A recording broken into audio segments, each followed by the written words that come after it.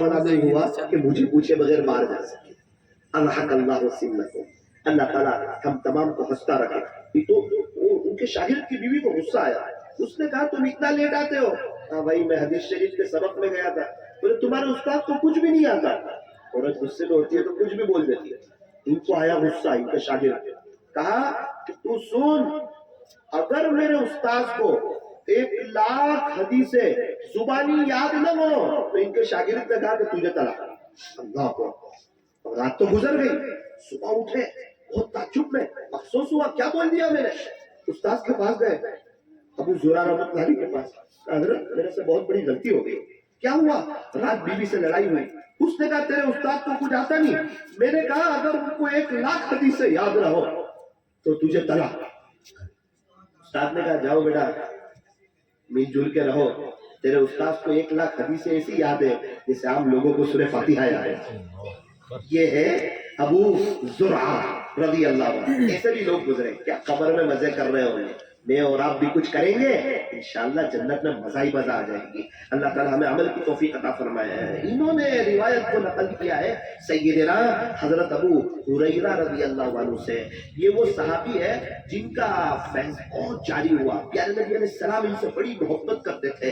صحابہ میں سب سے زیادہ روایتیں جو نقل کی گئی وہ حضرت ابو ہریرہ رضی اللہ عنہ سے کی گئی. اب ذرا آگے سنیں.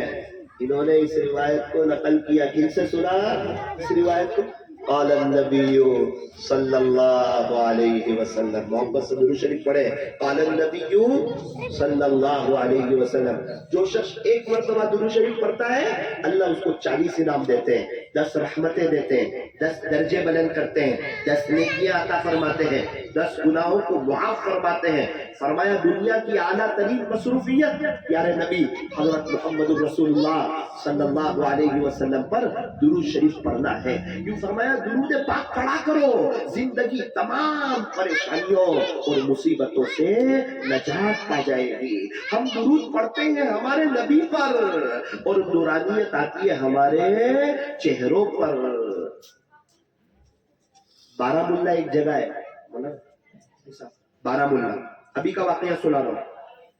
ایک آدمی بیچارہ تاجر ہے، سیدھا سادہ کپڑے کی دکان پہ کام کرتا ہے. 16-17 سال سے اس نے بد نظری نہیں کی. کتنے سال سے؟ 16-17 سال سے اس نے بد نظری نہیں کی. اور یہ 16-17 سال سے روزانہ 18,000 مرتبہ درود شریف پڑھتا ہے. 16-17 سال سے. اللہ اکبر. پھر کیا ہو رہا تھا؟ وہاں کے مفتی اعظم تاجدار مدینہ فخر دو جہاں سید العرب والعجم حضرت اقدس محمد الرسول اللہ صلی اللہ علیہ وسلم کی زیارت نصیب ہوئی. اللہ کے نبی صلی اللہ علیہ وسلم نے ارشاد فرمایا جس کا خلاصہ یہ ہے کہ عابد کے گھر جاؤ اور اس کو جا کر میرا سلام عرض کرنا. اللہ کے نبی صلی اللہ علیہ وسلم خوش ہو گئے. ایک فرشتہ پہنچا رہا ہے کہ پیارے نبی فلاں نے آپ پر اتنا درود پڑھا ہے. ابھی میں وہاں گیا کاٹھیا واڑ، ایک بزرگ سے ملاقات ہوئی. ان کے چہرے پہ بہت نور. میں نے وجہ پوچھی. کہا بیٹا روزانہ 20,000 مرتبہ درود شریف پڑھتا ہوں. کتنی مرتبہ؟ 20,000 مرتبہ صلی اللہ علیہ وسلم. اور 5,000 مرتبہ استغفر اللہ پڑھتا ہوں. تو ہمیں تو جب بھی پیارے نبی کا نام آئے تو درود شریف پڑھے. ویسے بھی اپنا زیادہ وقت درود شریف کے پڑھنے میں گزاریں گے انشاءاللہ. اللہ تعالیٰ ہمیں درود شریف پڑھنے کی توفیق عطا فرمائے. ہمارے نبی کی شان تو بہت بلند ہے نا. والضحیٰ پیارے نبی جی آپ کے روشن چہرے کی قسم. امام غازی رحمۃ اللہ علیہ نے اس کا ترجمہ کیا واللیل اذا سجا. پیارے نبی جی آپ کے سیاہ زلفوں کی قسم. لعمرک پیارے نبی جی آپ کی عمر مبارک کی قسم. فلا وربک مجھے تیرے رب کی قسم. وانک لعلی خلق عظیم. پیارے نبی جی بے شک آپ کے اخلاق تو بہت بلند پائے کے ہیں. آپ کی پیدائش ہوئی مکہ مکرمہ میں. اللہ اس شہر امین کی بھی قسم کھا رہے ہیں. وہذا البلد الامین شہر امین مکہ مکرمہ کی قسم. حسان بن ثابت رضی اللہ عنہ ارشاد فرماتے ہیں وَأَحْسَنَ مِنْكَ لَمْ تَرَ قَطُّ عَيْنِي. پیارے نبی جی میری آنکھ نے تو آپ جیسا حسین دیکھا ہی نہیں. وَأَجْمَلَ مِنْكَ لَمْ تَلِدِ النِّسَاءُ. کوئی ماں نے آپ کے جیسا خوبصورت بچہ جنا ہی نہیں. خلق خلقت مبرأ من كل عیب، پیارے نبی جی آپ تو ہر عیب سے پاک ہے، کأنک قد خلقت کما تشاء، ایسا لگتا ہے اللہ نے آپ کو ایسا پیدا کر دیا جیسا کہ آپ نے چاہا، بلغ العلا بکمالہ کشف الدجا بجمالہ حسنت جمیع خصالہ صلو علیہ وآلہ۔ میرے عزیزو، سارے راویوں کے بارے میں کچھ نہ کچھ بات عرض کی، تو پیارے نبی صلی اللہ علیہ وسلم کی شان میں بھی کچھ باتیں عرض کرنا تو بالکل ضروری تھی، اس لیے یہ باتیں آپ کو سنائی۔ اب اگر ہم میں سے کوئی کامیابی چاہتا ہے تو ایک بات بہت اچھی طریقے پہ سن لے، دو جہاں کی کامیابی گر تجھے درکار ہے، ان کا دامن تھام لے جن کا محمد نام ہے صلی اللہ علیہ وسلم۔ کامیابی آج بھی قدم چومنے کے لیے تیار ہے، یہ فرمان خدا ہے۔ فیروز پور جھڑکا والوں غور سے سن لو، نہیں جو مصطفیٰ کا وہ ہمارا ہو نہیں سکتا۔ اگر اللہ کا ہونا ہے تو پیارے نبی کی سنتوں پر چلنا پڑے گا۔ اللہ تعالیٰ ہمیں عمل کرنے کی توفیق عطا فرمائے۔ اب 16-17 سال انہوں نے بد نظری سے بچا، 18,000 مرتبہ درود شریف پڑھے، وہ 16-17 سال ان کے بھی گزرے اور میرے اور آپ کے بھی گزرے۔ ہمارے ہی زمانے کا آدمی ہے، آخرت بنا گیا، پیارے نبی کو خوش کر گیا۔ ہم سوچے ہم نے کیا پایا، کیا کھویا، آنے والے کل کے لیے کیا کیا، آخرت کے لیے ہم نے کیا تیاری کی۔ اللہ تعالیٰ ہمیں سنتوں کا شوق عطا فرمائے۔ تو پیارے نبی صلی اللہ علیہ وسلم نے ارشاد فرمایا، کلیمتانی حبیبتانی الی الرحمن، کہ دو کلمے ایسے ہیں جو رحمان کو بڑے محبوب ہیں۔ ایک سوال ہوتا ہے یہ تو کلمے نہیں ہیں، یہ تو بڑے بڑے جملے ہیں۔ کلمے کیوں کہا؟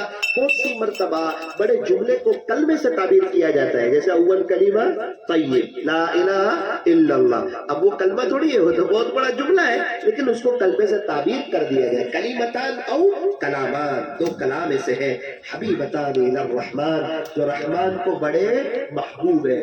یعنی کہ بھائی دیکھو بتا رہے ہیں کہ دو کلمے ایسے ہیں جس کے پڑھنے والے جو ہے نا وہ اللہ کو بہت پسند آتے ہیں، اللہ ان سے محبت کرتے ہیں۔ اچھا تو وہ دو کلمے کیا ہے؟ پہلے آگے سنو، آگے خفیفتان علی اللسان،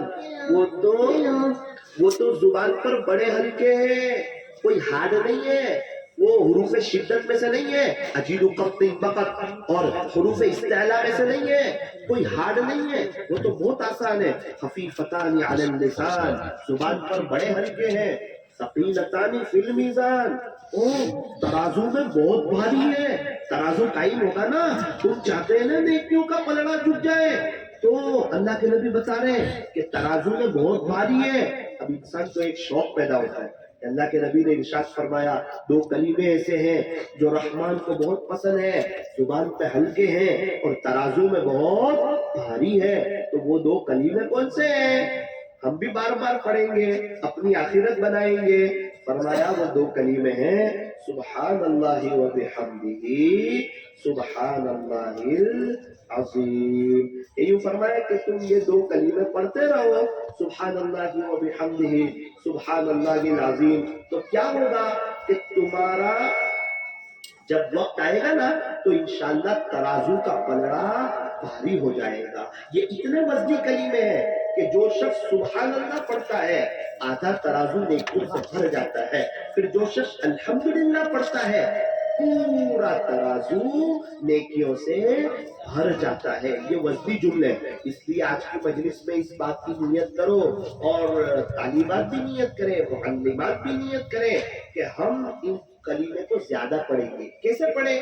کوشش کر لیں کہ ہر نماز کے بعد 20 مرتبہ پڑھ لیں، ہر نماز کے بعد 20 مرتبہ کیا پڑھیں؟ پڑھو سبحان اللہ و بحمدہ سبحان اللہ العظیم۔ سبحان اللہ، اللہ کی ذات پاک ہے، و بحمدہ، تمام تعریفیں اللہ ہی کے لیے، سبحان اللہ، اللہ کی ذات پاک ہے، العظیم، جو بہت بڑا ہے۔ یہ اللہ تعالیٰ کی تعریف کا ایک طریقہ ہے، سبحان اللہ۔ جیسے کسی بچی کی شادی ہونے والی ہوتی ہے، منگنی ہونے والی ہوتی ہے، تو تعریف کے دو طریقے ہوتے ہیں۔ ایک طریقہ، یہ بچی عالمہ ہے، یہ بچی عربی جانتی ہے، گھر کا کام کاج جانتی ہے، گھر والوں کو لے کے چلنا جانتی ہے، یہ ایک تعریف ہے. دوسری تعریف کیسے ہوتی ہے کہ یہ بچی جاہل نہیں ہے, یہ بچی ان پڑھ نہیں ہے, اور یہ بچی ہے نا ضدی نہیں ہے, یہ بچی زیادہ غصے والی نہیں ہے. یہ بھی تعریف کا ایک انداز ہے. اللہ تعالیٰ کو تعریف کا یہ انداز بھی اپنا پسند ہے کہ سبحان اللہ, تیرا اللہ تمام عیبوں سے پاک, کوئی عیب تیرے اللہ میں نہیں. اللہ اکبر. قرآن کریم میں بھی اللہ اس انداز میں اپنی تعریف فرماتے ہیں, سبحان اللہ حین تمسون وحین تصبحون. یاسین شریف میں بھی سبحان الذی بیدہ ملکوت کل شیء والیہ ترجعون. ایک سوال ہوتا ہے کہ امام بخاری رحمۃ اللہ علیہ آخری حدیث میں اس کو کیوں لائے؟ اور بھی کوئی حدیث شریف لا سکتے تھے. محدثین نے اس کے مختلف جواب دیے. ایک تو جواب یہ دیا ہے کہ اللہ تعالیٰ نے حضرت یونس علیہ السلام سے فرمایا کہ اگر یہ مچھلی کے پیٹ میں اللہ کی تسبیح اور پاکی بیان نہ کرتے تو ہمیشہ کے لیے یہ مچھلی کے پیٹ میں رہتے. لَلَبِثَ فِي بَطْنِهِ إِلَى يَوْمِ الْبَعْثِ. قیامت تک وہ مچھلی کے پیٹ میں رہتے. تو مچھلی کے پیٹ میں سے کیوں نکلے کہ انہوں نے اللہ کی تعریف کیا. تو یہ بھی آخر میں امام بخاری رحمۃ اللہ علیہ اتنے بڑے امام, اتنا اونچا مرتبہ, آخری حدیث یہ لائے کہ دیکھو بچوں تم پڑھ کے جب باہر جاؤ گے, گھر کے کام کاج میں لگو گے, کچھ حالات آئیں گے, کچھ ٹینشنوں میں پھنسو گے. کوئی حالات کی مچھلی کے پیٹ میں جائے گا, کوئی ٹینشن کی مچھلی کے پیٹ میں جائے گا. تو اگر تم اس کا ورد کرتے رہو گے تو اللہ تمہیں حالات سے بچائے گا, ٹینشن سے بچائے گا, پریشانیوں سے بچائے گا, برائیوں سے بچائے گا. اس لیے اس کو پڑھتے رہنا چاہیے. اللہ تعالیٰ ہمیں اس کو پڑھتے رہنے کی توفیق اور سعادت نصیب فرمائے. نیت کریں انشاءاللہ پڑھیں گے. اچھا ایک دو بات عرض کر دوں. ابھی شب برات آنے والی ہے. یاد رکھنا شب برات میں اللہ بہت خوش ہوتے ہیں, بہت لوگوں کو معاف کر دیتے ہیں. ذرا دھیان سے سننا, سب کی مغفرت کر دیتے ہیں, بہت لوگوں کی. یہ کچھ راتیں ایسی ہے جس میں اللہ خیر کا دریا بہا دیتے ہیں. اس میں ایک شب برات ہے, تقریباً 7 مارچ کو آ رہی ہے. کچھ لوگوں سے ناراض ہیں, 8 لوگوں سے بہت ناراض ہیں. یوں فرماتے ہیں کہ میں ان کو شب برات میں بھی معاف نہیں کروں گا. ان پر جلال, ان پر غصہ, ان پر رعب. اللہ ناراض تو پھر وہ بندہ کہیں کا رہتا نہیں ہے. تو نیت کریں انشاءاللہ ہم ان 8 قسم کے لوگوں میں سے کبھی بھی نہیں ہوں گے. ساری روایتوں کو اور ساری حدیث شریف کو جمع کر کے محدثین فرماتے ہیں یہ پتہ چلتا ہے کہ اللہ 8 قسم کے لوگوں سے سخت ناراض ہوتے ہیں. نمبر 1 مشرک, شرک کرنے والا, اللہ کے علاوہ کسی کو حاجت روا, کسی کو مشکل کشا سمجھنے والا. اللہ تعالیٰ اس کو شب برات میں بھی معاف کریں گے نہیں. ارے ہم معاف نہیں کرتے. ہماری بیوی کسی اور کو دیکھے ہم معاف کریں گے؟ سب غلطی معاف کریں گے, یہ معاف کریں گے. شوہر کسی اور کو دیکھے بیوی معاف کریں گے؟ شرکت اللہ کو بھی پسند ہے. اللہ کے ہوتے ہوئے کوئی پیشانی کسی اور کے سامنے جھکا ہے. اوروں کے دربار سے کیوں منتیں مانگتا ہے اقبال, وہ کون سا کام ہے جو ہوتا نہیں تیرے پروردگار سے. اللہ سب کام کے کرنے پہ قادر ہے. نمبر 2 مشاہد, اپنے کسی مسلمان بھائی کا دل میں کینہ رکھنے والا, بغض رکھنے والا, اللہ اس کو بھی شب برات میں معاف کریں گے نہیں. اپنے دل میں کوئی کینہ نہیں, کوئی بغض نہیں, کسی کی کوئی برائی نہیں. اگر کسی رشتہ دار کی برائی ہوگی اللہ نہیں ملے گا. گندے گلاس میں ہم پانی نہیں پیتے, گندے کوچے میں ہم کھانا نہیں کھاتے, ہم سوتے نہیں ہے. تو گندے دل میں اللہ کی محبت کو ڈالتے نہیں ہے. کسی کی بھی برائی ہوگی اللہ نہیں ملے گا. مثال کے طور پہ ایک شخص کے 5 بچے, 4 کے ساتھ تو ہم اچھا رکھیں, ایک کو برا بنا گئے تو ہم باپ کی نظر سے گر جائیں گے. یہ سب اللہ کی مخلوق ہے. اگر اللہ چاہیے دل کو صاف رکھو. کسی کی برائی دل میں آئے گی تو گندے دل میں اللہ آتے نہیں ہے. مت رکھ کسی کی نفرت اپنے دل میں. اے انسان, جس دل میں نفرت ہوتی ہے نا اس دل میں خدا نہیں بستا ہے. راستے پر کانٹے ہو, چپل پہن کر چلا جا سکتا ہے. چاندی کی سبق ہو, چپل میں کانٹا ہو تو انسان چل سکتا نہیں. اگر کسی کا کینہ اور بغض ہے تو اللہ ملے گا نہیں. اس لیے فرمایا کہ جلد از جلد کسی اللہ والے سے بیعت ہو کر کے ان کے معمولات کی پابندی کر کے اپنے دل کو صاف کرنا چاہیے. اللہ تعالیٰ ہمیں کسی اللہ والے سے جڑنے کی توفیق عطا فرمائے. حضرت جی مولانا انعام الحسن صاحب رحمۃ اللہ علیہ، حضرت جی سالس، دہلی میں ایک جگہ ہے، وہاں بیٹھ کر 70,000 مرتبہ 70,000 مرتبہ اللہ اللہ اللہ اللہ اللہ اس کی ضربیں لگاتے تھے. تب جا کے حضرت جی مولانا الیاس صاحب نے فرمایا اے انعام اب میں تجھے اس قابل سمجھتا ہوں کہ تو کچھ کام کر سکے گا. پون چکی چلتی ہے نا تو بجلی تیار ہوتی ہے، اور کارخانے میں کٹ کٹ ہوتا ہے نا تو کپڑے تیار ہوتے ہیں، اور اللہ اللہ کی ضربیں لگتی ہیں تو یہ دل صاف ہوتا ہے. پھر اب ملاقات میں تاثیر پیدا ہوتی ہے، آخری بات میں تاثیر پیدا ہوتی ہے. پھر انسان اللہ کے راستے میں جا کر دو بات کرتا ہے تو سامنے والے کی دل کی دنیا بدل جاتی ہے. اس لیے اپنے دل پر محنت کرنا. نمبر 3، جو نشے کا عادی ہو اللہ تعالیٰ شب برات میں بھی اس کو معاف نہیں کریں گے. یوں فرمایا کہ جو شخص دنیا میں شراب پیے اور بغیر توبہ کے مر جائے اللہ تعالیٰ اس کو جنت کی شراب سے محروم کر دیتے ہیں. اس لیے فرمایا نشے کی چیزوں سے خود بھی بچو، اپنے بچوں کو بھی بچاؤ. یہ اگر کوئی نشہ کرتا ہوگا اللہ تعالیٰ اس کو شب برات میں بھی معاف کریں گے نہیں. اچھا چوتھی بات ذرا سننا، بڑی زبردست اور ایسی بات کہ اگر میرے سے 1,00,000 مسلمان ملتے ہیں تو میں دیکھتا ہوں کہ 80,000 مسلمان اس میں مبتلا ہے.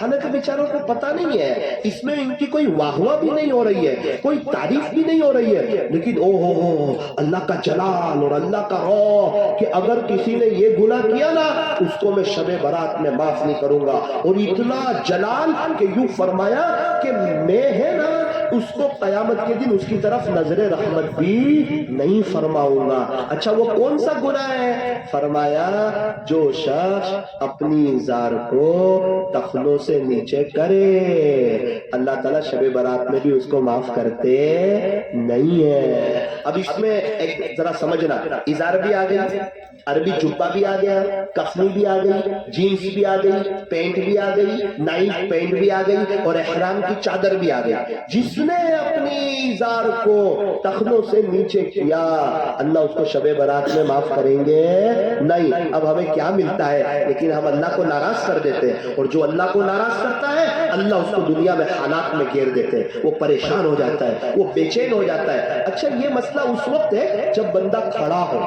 جب بندہ کھڑا ہو. بیٹھا ہو اس وقت اگر لنگی اور ازار ٹخنوں سے نیچے جاتی ہے تو مسئلہ نہیں ہے. سویا ہو اس وقت کا مسئلہ نہیں ہے جب بندہ کھڑا ہو. نمبر 1.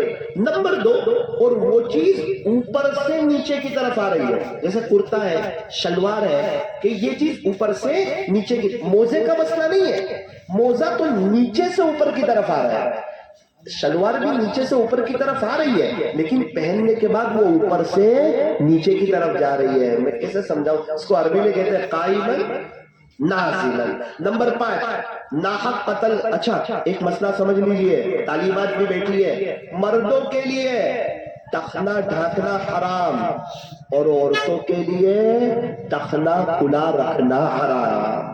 عورتوں کے لیے ٹخنا کھلا رکھنا حرام، اس کو چاہیے کہ اپنے ٹخنوں کو ڈھاکے، اور مردوں کو چاہیے کہ ٹخنوں کو کھلا رکھے. تو الٹا ہو گیا، عورتوں نے اوپر کر رہے ہیں، مرد حضرات نیچے کیے جا رہے ہیں. اللہ تعالیٰ ہمیں صحیح سمجھ. میں اپنی بات کو ختم کر رہا ہوں. نمبر 5، ناحق قتل کرنے والا اللہ اس کو بھی شب برات میں معاف کرتے ہیں نہیں. نمبر 6، اپنے کسی رشتہ دار سے دنیا کی وجہ سے تعلقات کو توڑنے والا. زمین کا مسئلہ ہوا، 2 بھائی کی بات بند، کاللہ نہیں ملے گا، شب برات میں بھی معاف نہیں کریں گے. بھائی بہن کے جھگڑے میں بات بند، اڑوس پڑوس کے جھگڑے میں بات بند. فرمایا کہ اللہ تعالیٰ شب برات میں بھی اس کو معاف نہیں کریں گے. اس لیے اگر ہماری کسی سے بات چیت بند ہو، کسی سے لڑائی ہو، تو ہم اس سے صلح کر لیں. کریں گے انشاءاللہ. बात भेजी किसी की बेटी के साथ, उसने मना कर दिया, इसने बात बंद कर दी। अरे उनकी बेटी है, उनकी मर्जी, वो दे तब भी ठीक, वो न दे तब भी ठीक। नंबर 7, आकुल्ली वालिदैन, वालिदैन का या दोनों में से एक का नाफरमान अल्लाह ताला उसको शबे बारात में माफ नहीं करेंगे। फरमाया माँ बाप की कदर करो, इज्जत करो, माँ बाप का दिल जीत लो, कामयाब हो जाओगे, वरना सारी दुनिया जीत कर भी हार जाओगे। इज्जत भी मिलेगी, दौलत भी मिलेगी, करो खिदमत माँ बाप की, इंशाअल्लाह जन्नत भी मिलेगी। जिनके माँ बाप चले गए हो वो ईसाले सवाब करे, हर नमाज के बाद 3 मरतबा कुल हुवल्लाहु अहद पढ़े, उनके लिए दुआएं मगफिरत करे। और जिनके माँ बाप मौजूद हो वो उनका इकराम करे, खिदमत करे, उनके सामने न बोले आज हम जैसा अपने माँ बाप के साथ रखेंगे वैसा कल को हमारी औलाद हमारे साथ सुलूक करेगी। एक बुजुर्ग अपनी अम्मी के साथ खाने नहीं बैठते थे, किसी ने कहा हजरत अम्मी के साथ खाने नहीं बैठते, कहा मुझे डर लगती है कहीं ऐसा न हो कोई गोश्त की बोटी मेरी माँ को पसंद हो वो मैं खा लूं, कहीं मेरा अल्लाह नाराज न हो जाए। तो वालिदैन का या दोनों में से किसी एक का नाफरमान हो, अल्लाह उसको शबे बारात में माफ करते हैं नहीं। आखिरी बात सुन लो, नंबर 8, जीना करने वाली, थोड़ा आवाज स्लो करो, जीना करने वाली औरत और जीना करने वाला मर्द, अल्लाह उनसे इतने नाराज, यूं फरमाया कि शबे बारात में भी उसको माफ नहीं करेगा, और क़यामत के दिन तो उसकी शर्मगाह से इतनी खतरनाक बदबू निकलेगी जिसको अल्फाज में बयान नहीं किया जा सकता। वला तक़रबुज़्ज़िना, कुरान में जिना के करीब भी मत जाओ, इन्नहु कान फ़ाहिशा, ये बहुत बुरी चीज है, वसाअ सबीला, ये बहुत बुरा रास्ता है। अच्छा ये जिना के अमल पे अल्लाह कितने नाराज होते हैं आपको बताऊं? यूं फरमाया कि इस्लामी हुकूमत हो, इस्लामी हुकूमत हो और शरीयत का लिफाज कायम है, तो किसी शादीशुदा मर्द या औरत ने जिना कर लिया, अब अल्लाह ताला बहुत सख्त नाराज, अब क्या करो, इसको फांसी दो, तो बोले ना, अगर आप फांसी दोगे तो अल्लाह ताला को रहम नहीं आएगा, फौरन मर जाएगा वो, नहीं नहीं इसको कत्ल करें, कदा ना ना ना कत्ल भी मत करो, इसको एक मैदान में ले जाओ, सब लोग हाथ में पत्थर ले लो, पत्थर मारो, ये चीखे चिल्लाए तड़पे, इतने पत्थर मारो कि ये मर जाए, तब जाके अल्लाह को थोड़ा बहुत रहम आएगा। ये अल्लाह की जमीन पर इतना नाराज करने वाला काम है जीना वाला अमल, जिसको आज बहुत हल्का समझा जा रहा है। इसलिए फरमाया शादी सादगी के साथ करो, फजूल खर्ची न करो, जब शादी महंगी होती है तो जीना आसान हो जाता है, और अल्लाह ताला हमें सही समझ अता फरमाए। इसलिए नियत करो इंशाअल्लाह बुराई से बचेंगे। मौलाना मुझे अभी एक फोन आया सूरत नौसारी से 25 दिन पहले, भाई क्या हुआ? रात को 11 बजे, मौलाना मेरी भाभी का इंतकाल हो गया। क्या उम्र थी? का 24 साल। 7 साल के बच्चे, दुआ करना, इंशाल्लाह दुआ करेंगे। मौलाना बच्चा तड़प रहा था, तो बच्चा और नाना दोनों कब्रिस्तान चले गए अम्मी की कब्र पर। दूर से क्या देखा कि 3 सांप कब्र के ऊपर, 3 सांप, 25 दिन पहले की बात कर हमारे सूरत में, 3 सांप कब्र के ऊपर। फिर वो इधर उधर कहीं जाते नहीं, कब्र में सुराख हो गई, सीधे उसके अम्मी के सर के पास चले जाए। 24 साल की लड़की। मैंने कहा भाई कहीं और से आते होंगे? बोले ना ना ना इसी कब्र से आ रहे हैं। 2 बार उस कब्र को बंद कर दिया गया, बस्ती वाले आए। दूसरे दिन फिर वो कब्र का हिस्सा खुल गया, फिर वो 3 सांप बाहर, इधर उधर जाते नहीं। छोटा सा बच्चा सहम गया, माँ बाप रो रहे, सब तड़प रहे, भाई तड़प रहे। मौलाना कुछ बताए, कोई वजीफा बताए। मैंने पूछा नमाज नहीं पढ़ती थी? बोले नमाज तो पढ़ती थी। पर्दा नहीं करती थी? बोले पर्दा भी करती थी। तो फिर क्या गुनाह करती थी? कहा मौलाना साहब बदनजरी और जिना को हल्का समझती थी, बदनजरी और जिना को हल्का समझती थी। देखो कब्र में क्या होता है ना, अल्लाह वो बताते नहीं है, गाड़ी में बैठने वालों को भी पता होता है कि मैं एसी में हूं या हीटर में हो, कभी कभार अल्लाह ताला अपनी कुदरत को जाहिर करते हैं कि तुम मुझे बहुत कमजोर समझना मत। एक दिन तुम्हारा बेटा दिल्ली जाकर आता है, तुम हिसाब लेते हो मैंने तुम्हें पूरी जिंदगी दी, तुम्हें ऐसे ही मैंने बेकार पैदा कर दिया, क्या मैं तुम्हारा हिसाब नहीं लूंगा? अफहसिबतुम अन्नमा खलकनाकुम अबसा, क्या तुम ये गुमान करते हो कि हमने तुम्हें ऐसे ही बेकार पैदा कर दिया? वो अन्नकुम इलैना ला तुरजाऊन, क्या तुम दोबारा अल्लाह की तरफ लौटाए नहीं जाओगे? तुम्हें आना है अल्लाह के पास, हिसाब किताब देना है। इसलिए मेरा अजीजों तौबा करना, अल्लाह की तरफ आना। एक मिसाल देकर अपनी बात को खत्म करता हूँ। आपने मेवात में बस देखी है? बस देखिए ना, बस चलती है या कोई चलाता है?